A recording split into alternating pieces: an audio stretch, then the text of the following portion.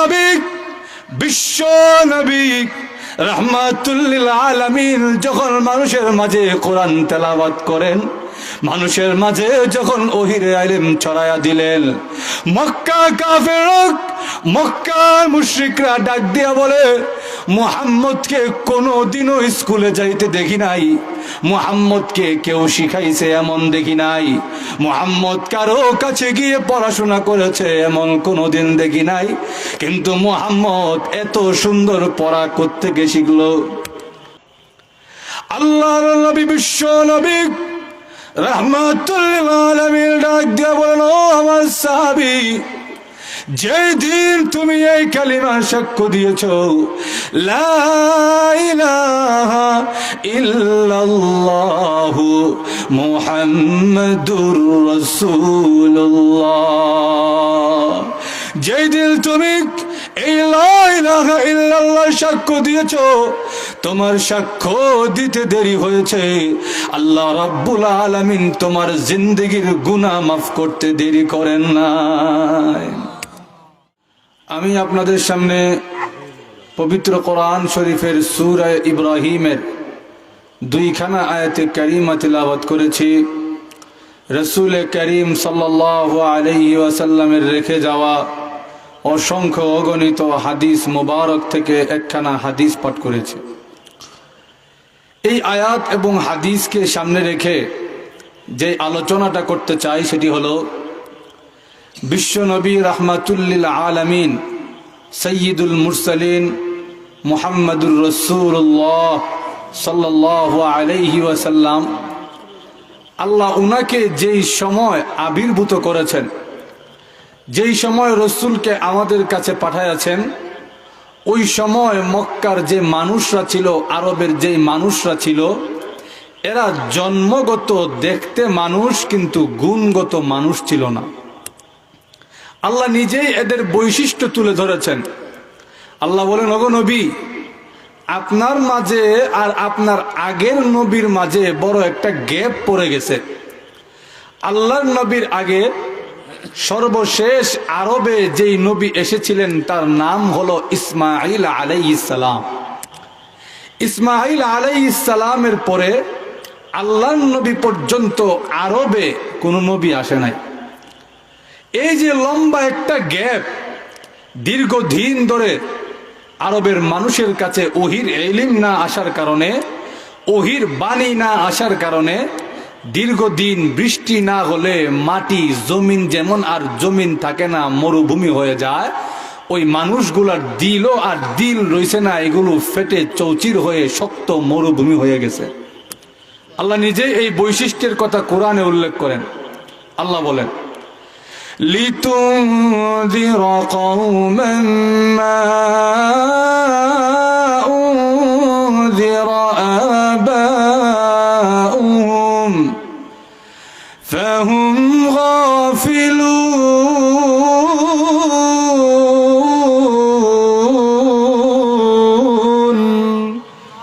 আল্লাহ রাব্বুল আলামিন বলেন, ওগো নবী, এমন একটা জাতিকে, এমন একটা সম্প্রদায়কে ভয় দেখানোর জন্য, সতর্ক করার জন্য আপনাকে পাঠিয়েছি, যেই জাতিকে তাদের বাপ দাদা 14 গোষ্ঠীকেও ভয় দেখায় নাই, সতর্ক করে নাই, যার ফলে তারা গাফেল হয়ে গেছে, তারা আর মানুষ রয়েছে না, জন্মগত মানুষ কিন্তু আচরণগত গুণগত আর মানুষ রয়েছে না। বলেন তো দেখি, যেই মানুষগুলা নারীকে ধর্ষণ করার পরে নারীর হাত পা ঘোড়ার পিছনে ছেড়ে বেঁধে ঘোড়াকে ছেড়ে দেয়, উটের পিছনে বেঁধে উটকে ছেড়ে দেয়, আর পিছনে দূর থেকে এরা তাকায় তাকায় দেখে যে ঘোড়া দৌড়ায়, আর ওই নারীটা আছাড় খাইতে খাইতে তার হাড্ডি গুন্ডি ভেঙে যায়, আর তারা দূর থেকে এভাবে হাততালি দেয় আর কয়, নারীর দেহ ভোগ করলাম, নারী কেমনে মরে এটাও দেখলাম। বলেন তো দেখি, এই মানুষগুলাকে কি মানুষ বলা যায়? আপনারা মানুষ বলবেন? কেন বলবেন না? এদের তো চোখ আছে, এদের তো হাত পা আছে, এদেরকে দেখতেও মানুষের মতন দেখা যায়, তাহলে আপনারা এদেরকে মানুষ বলবেন না কেন? দেখবেন আমাদের সমাজে, আমরা উদাহরণ দিয়ে বলি, বসরুদ্দিনের ঘরে 6টা পুয়া, 4টা মানুষ হয়েছে আর 2টা মানুষ হয়েছে না। আল্লাহ, ঘুমায় গেছে? যাক না, আছেন তো আপনারা? এরকম বলে কি বলে না যে অমুকের 4টা ছেলে মানুষ হয়েছে, বাকি 2টা মানুষ হয়েছে না? এর অর্থ কি বাকি 2টা গরু ছাগল জন্তু জানোয়ার? মানুষ, কিন্তু জন্মগত মানুষ, গুণগত মানুষ হইতে পারে নাই। জোরে বলেন ঠিক কিনা? ওদেরকেও মানুষ বলা যায়, জন্মগত মানুষ বলা যায়, কিন্তু এদেরকে গুণগত মানুষ বলা যায় না। জোরে বলেন ঠিক কিনা? যে মানুষটা নিজের সন্তানকে, নিজের রক্তের সন্তানকে নিজের হাতে জিন্দা কবর দিয়ে দিতে পারে, ওই লোকটাকে জন্মগত মানুষ বলা যায়, কিন্তু গুণগত মানুষ বলা যায় না।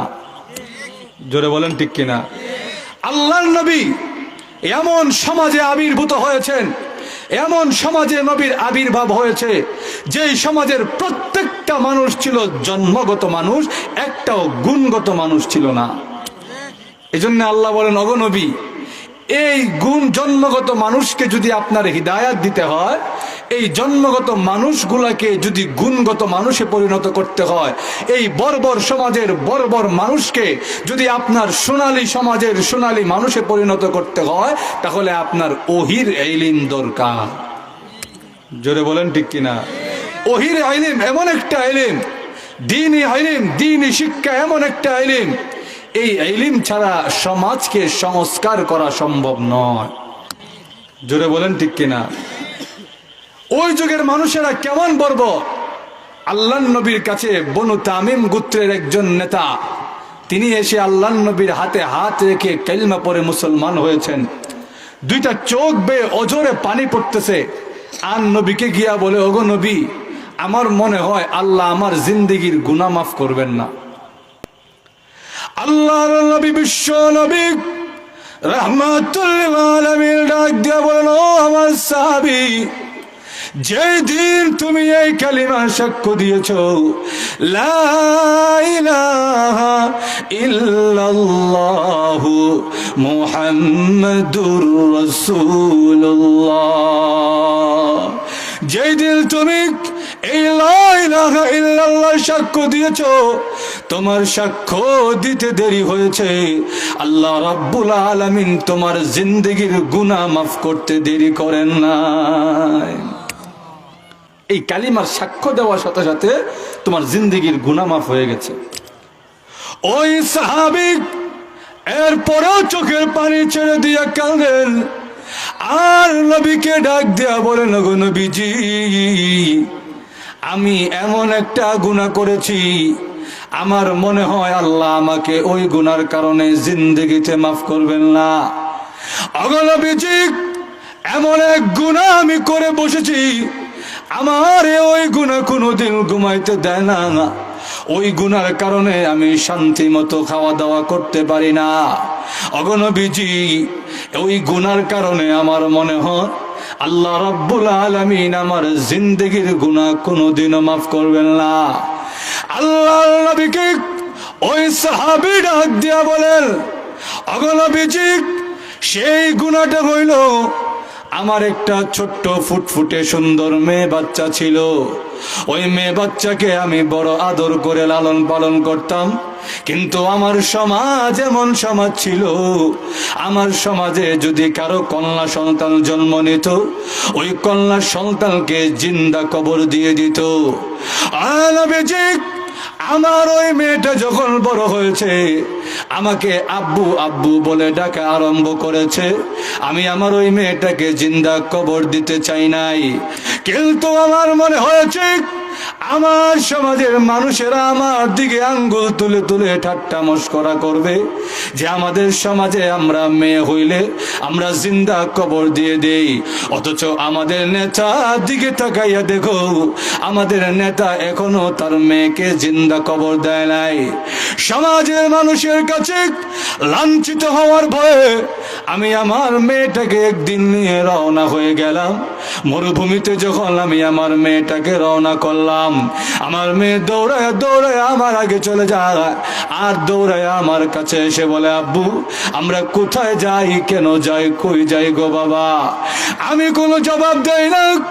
একটা জঙ্গলে নিয়ে যাওয়ার পরে মাটি কাটার একটা যন্ত্র নিয়ে আমি যখন মাটি খুঁড়তে লাগলাম, আমার মেয়েটা পাশে বসে বসে আমার দিকে তাকায়া থাকে। মাটির টুকরা যখন আমার দাড়িতে লাগে, মাটি যখন আমার মুখে চড়ে আসে, আমার মেয়েটা এসে আমার মুখ থেকে, আমার দাড়ি থেকে মাটির কণা সরায়া দেয় আর ডাক দিয়া বলে, বাবা, ও বাবা, এত কষ্ট করার দরকার নাই, চলেন না আমরা বাড়িতে চলে যাই। নবীজি, আমি আমার মেয়েটার কোনো কথা শুনি নাই। একটা কবরের মতো করে যখন আমি মাটি খনন করে ফেললাম, আমার মেয়েটা বুঝে গেল আমি আমার মেয়েটাকে জিন্দা কবর দিয়ে দিব। হ্যাঁ নবীজি, আমার মেয়েটাকে একটা ছাড় দিয়া আমি যখন ওই কবরে ফেলে দিলাম, আমার মেয়েটা আমাকে ডাক দিয়া বলে, বাবা, ও বাবা, জিন্দগিতে কোনো দিনও আপনাকে আব্বা বলে স্বীকৃতি দিব না। হ্যাঁ আব্বা, আপনি ভয় পান সমাজের মানুষ আমার কারণে আপনাকে লাঞ্ছিত করবে, সমাজের মানুষ আমার কারণে আপনাকে অপদস্থ করবে। আমি ওয়াদা দিলাম যতদিন পৃথিবীতে বেঁচে থাকবো কোনো দিনও আপনাকে আব্বা বলে স্বীকৃতি দিব না। হ্যাঁ আব্বা, কোনো দিনও আপনাকে আব্বা বলে ডাকবো না, দোহাই লাগে আমাকে জিন্দা কবর দিয়েন না।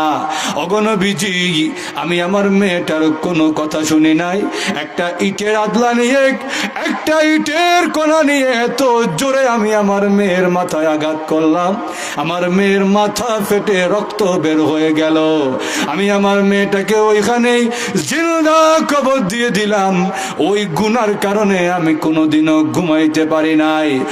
নবীজি, আমি যখন এই কালিমা পড়েছি, আমার মনে হয়েছে আল্লাহ আমাকে এই গুনার কারণে আমার জিন্দেগির গুনাহ কোনোদিনও মাফ করবেন না। ওই সাহাবী বলেন, আল্লাহ নবীর কাছে যখন আমি এই ঘটনা বলি, এমনি তাকায়া দেখি আল্লাহর নবীর দুইটা চোখ বেয়ে অঝরে পানি পড়তেছে। আল্লাহর নবী দুইটা চোখের পানি ছেড়ে দিয়া বলেন, যেই বাবা তার নিজের সন্তানকে নিজের হাতে খুন করে জিন্দা কবর দিয়ে দিতে পারে, ওই লোকটাকে জন্মগত মানুষ বলা যায়, গুণগত মানুষ বলা যায় না। জোরে বলেন ঠিক কিনা? এই ধরনের অমানুষ, এই ধরনের পাপিষ্ঠ মানুষগুলাকে আল্লাহর নবী যখন হেদায়াত করতে গেলেন, আল্লাহ বলেন, ওগো নবীজি, আপনি একা এদেরকে পারবেন না, এদেরকে হেদায়াত করার জন্য আমি আপনাকে একটা ইলম দান করলাম, আমি আপনাকে একটা কিতাব দান করলাম, আমি আপনাকে ঐশী আসমানি গ্রন্থ দান করলাম। এই ঐশী ইলম, এই ওহির ইলমের মাধ্যমে লিতুখরিজান নাসা মিনাজ যুলুমাতি ইলান নূর, আপনি এই ওহির ইলমের মাধ্যমে এই মানুষগুলোকে অন্ধকার থেকে আলোর পথ দেখাইয়া দিবেন। সুবহানাল্লাহ। এতক্ষণের আলোচনা বুঝে থাকলে বলেন তো দেখি, সমাজের মানুষকে সংস্কার করতে হলে, সমাজের মানুষকে আলোর পথ দেখাইতে হলে দ্বীনি শিক্ষার গুরুত্ব আছে না নাই? আরো জোরে। এবার আসেন, এই দ্বীনি শিক্ষার এত গুরুত্ব কেন? দ্বীনি শিক্ষার প্রয়োজনীয়তা বুঝলাম, এবার আসেন এই দ্বীনি শিক্ষা এত গুরুত্বপূর্ণ কেন? কেন এত গুরুত্বপূর্ণ? এর কারণ হলো এই দ্বীনি শিক্ষা, ওহির ইলম এমন একটা ইলমের নাম, এমন একটা শিক্ষার নাম, যেই শিক্ষার প্রধান শিক্ষক হইলেন স্বয়ং আল্লাহ। সুবহানাল্লাহ। আল্লাহর নবী, বিশ্ব নবী রাহমাতুল লিল আলামিন যখন মানুষের মাঝে কোরআন তেলাওয়াত করেন, মানুষের মাঝে যখন ওহির ইলম ছড়ায়া দিলেন, মক্কা কাফেররা, মক্কার মুশরিকরা ডাক দিয়া বলে, মুহাম্মদকে কোনোদিনও স্কুলে যাইতে দেখি নাই, মুহাম্মদকে কেউ শিখাইছে এমন দেখি নাই, মুহাম্মদ কারো কাছে গিয়ে পড়াশোনা করেছে এমন কোনোদিন দেখি নাই, কিন্তু মুহাম্মদ এত সুন্দর পড়া কোত্থেকে শিখলো? এত সুন্দর পড়া মুহাম্মদ কোত্থেকে শিখলো? মুহাম্মদ তো কেউ পড়ায় নাই, জীবনে দেখিও নাই মুহাম্মদ কারো কাছে গিয়ে পড়ছে। আপনারাও দেখবেন, কোরআন যদি তেলাওয়াত করেন, দেখবেন কোরআন তেলাওয়াতের পড়ার যে সুন্দর, কোরআনের যে সুন্দর বাগধারা, কোরআনের যে সুন্দর বাক্য, একটা আরেকটার সঙ্গে ছন্দ মিল। জোরে বলেন ঠিক কিনা? লা উকসিমু বিহাযাল বালাদ ওয়া আনতা হিল্লুম বিহাযাল বালাদ ووالد وما ولد لقد خلقنا الإنسان في كبد দেখবেন একটা আরেকটার সঙ্গে ছন্দ মিল الرحمن علم القرآن خلق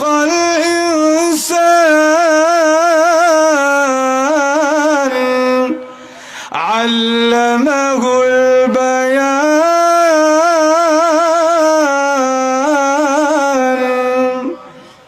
একটা আরেকটার সঙ্গে ছন্দ মিল মক্কার কাফেররা কয় মুহাম্মদকে জিন্দেগিতে দেখলাম না কারো কাছে গিয়া পড়তে এত সুন্দর কেমনে পারে মনে হয় মুহাম্মদ লুকায়া লুকায়া কারো কাছে পড়ে সে মুহাম্মদরে শিখায়া দেয় তার তো কণ্ঠ সুন্দর মুহাম্মদরে সে শিখায়া দেয় আর মুহাম্মদ এটার মধ্যে সুর দেয় নাউজুবিল্লাহ কইতেন না আরো জোরে আল্লাহ রাব্বুল আলামিন কাফেরদের এই প্রশ্নের জবাব কোরআনের আয়ার মাধ্যমে ছুড়ে দিয়েছেন অগণবীজি মক্কায় কাফেরদেরকে জানায়া দেন আপনি বিশ্ব নবীকে দুনিয়ার কেউ শিখায় না অগণবীজি আর রহমান আল্লামাল কোরআন দুনিয়ার কোন মানুষ আপনাকে কোরআন শিখায় না কোরআন একমাত্র আপনাকে দয়াময় আল্লাহ শিখায়াছেন এই জন্য ভাই আমার লক্ষ্য করে দেখুন জিবরাইল আলাইহিস সালাম যখন আল্লাহর নবীর কাছে ওহী নিয়ে আসতেন আল্লাহর নবী তাড়াহুড়া করতেন আল্লাহর নবী মনে করতেন জিবরাইল আলাইহিস সালাম যখন চলে যাবে আমি তো মনে হয় ওহী ভুলে যাব কোরআনের আয়াত ভুলে যাব এই জন্য জিবরাইল আলাইহিস সালাম যখন ওহী তেলাওয়াত করতেন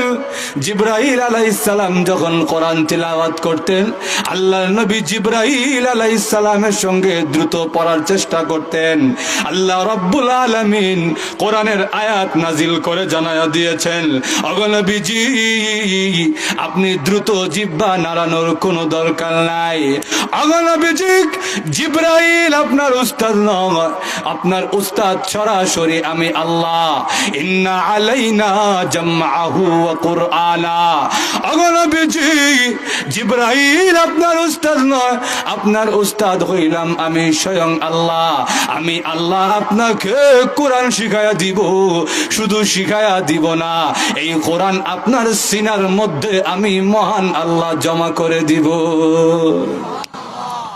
জিবরাইলের সঙ্গে আপনার জিহ্বা নাড়ানোর দরকার নাই কারণ জিবরাইল আপনার উস্তাদ নয় জোরে বলেন ঠিক কিনা শুধু তাই নয় কোরআনের আরেক আয়াতে আল্লাহ বলেন লা তাখুতুহু বিয়ামিনিক অগণবীজি আপনার ডান হাত কোনোদিন লেখে নাই আপনার ডান হাত কোনোদিন লেখে নাই এই আয়াতের উদ্দেশ্য হলো আপনি দুনিয়ার কারো কাছে শিক্ষা গ্রহণ করেন নাই আপনি বিশ্ব নবীকে স্বয়ং আমি আল্লাহ শিক্ষা দিয়েছি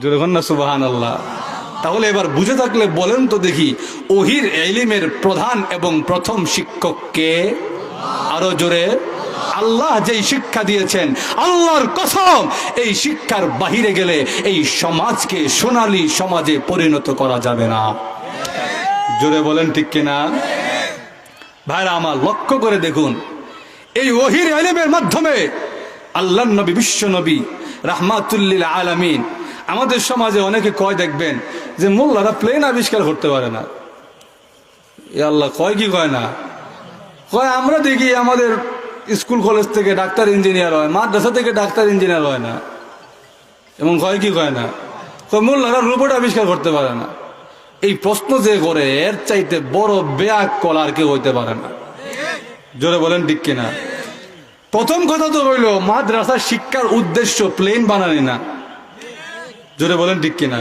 যে এই প্রশ্ন করে তারে যদি আমি উল্টা প্রশ্ন করি আচ্ছা ভাইসা আপনাদের ইউনিভার্সিটি থেকে জিন্দিগিতে দেখলাম না মুফাসসিরে কুরআন বেরোইতে ইয়া আল্লাহ ঘুমাই গেছে ভার্সিটি থেকে মুহাদ্দিস বের হয় ভার্সিটি থেকে মুফাসসির বের হয় ভার্সিটি থেকে মুফতি সাহেব বের হয় তাহলে তোমার পড়াশোনার যে উদ্দেশ্য, তোমার উদ্দেশ্য হলো ডাক্তার বানানি, তোমার উদ্দেশ্য হলো ইঞ্জিনিয়ার বানানি, তোমার ইউনিভার্সিটি থেকে, তোমার শিক্ষা প্রতিষ্ঠান থেকে ডাক্তার বের হয়, ইঞ্জিনিয়ার বের হয়, আর আমার শিক্ষা প্রতিষ্ঠান থেকে উদ্দেশ্য হলো মুফাসসিরে কোরআন বের করা, আমার উদ্দেশ্য হলো মুহাদ্দিস বের করা, আমার উদ্দেশ্য হলো এমন আলেমে দ্বীন বের হবে যার নূরে এই সমাজ নূরান্বিত হয়ে যাবে, যে একাই একটা সমাজের মানুষকে সোনালী সমাজে পরিণত করবে।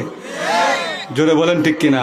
আর 2 নাম্বার কথা হলো, এই যে প্লেন আবিষ্কার করে, এই যে রোবট আবিষ্কার করে, এগুলো হলো আকলের কাজ। ঘুমাই গেছে? এগুলো কিসের কাজ? দেখবেন যারা আপনারা সায়েন্স নিয়ে পড়ছেন, যুবক যারা আছেন, দেখবেন নিউটনের অনেক ল আছে, আছে কি নাই? দেখবেন গ্রেভিটি একটা পড়াশোনা আছে, গ্রেভিটি, মধ্যাকর্ষণ শক্তি। এটা কি? যে নিউটন একদিন আপেল গাছের নিচে বসে রেস্ট করতেছে, এমনি তার মাথার উপরে একটা আপেল পড়ছে। তখন সে চিন্তা করলো, এই আপেলটা উপর থেকে নিচে পড়লো কেন, উপর থেকে আরো উপরে গেল না কেন? তার কথা হইলো, আপেলটা নিচে পড়লো কেন? এই আপেলটা যে উপর থেকে নিচে পড়লো, উপরে গেল না, এর পিছনে নিশ্চয়ই কোনো কারণ আছে। জোরে বলেন ঠিক কিনা? তখন বেচারা চিন্তা করে, গবেষণা করে, সে গ্রেভিটি বা মধ্যাকর্ষণ শক্তির কথা আবিষ্কার করেছে, যে পৃথিবীর একটা টান আছে, উপরে কিছু দিয়ে দিলে পৃথিবী এটাকে নিচে টেনে নিয়ে আসে। জোরে বলেন ঠিক কিনা? তাহলে এই যে এই সায়েন্সটা সে বের করলো, এই যে বিজ্ঞানটা সে বের করলো, এর পিছনে সে তার আকল খাটাইছে। জোরে বলেন ঠিক কিনা? এগুলো হলো আকলের কাজ। আর ওহির ইলম, আকল যেখানে শেষ হয়, ওহির ইলম সেখান থেকে শুরু হয়। জোরে বলেন ঠিক কিনা? আকলে যা করতে পারে না, ওহির কাজ সেখান থেকে আরম্ভ হয়।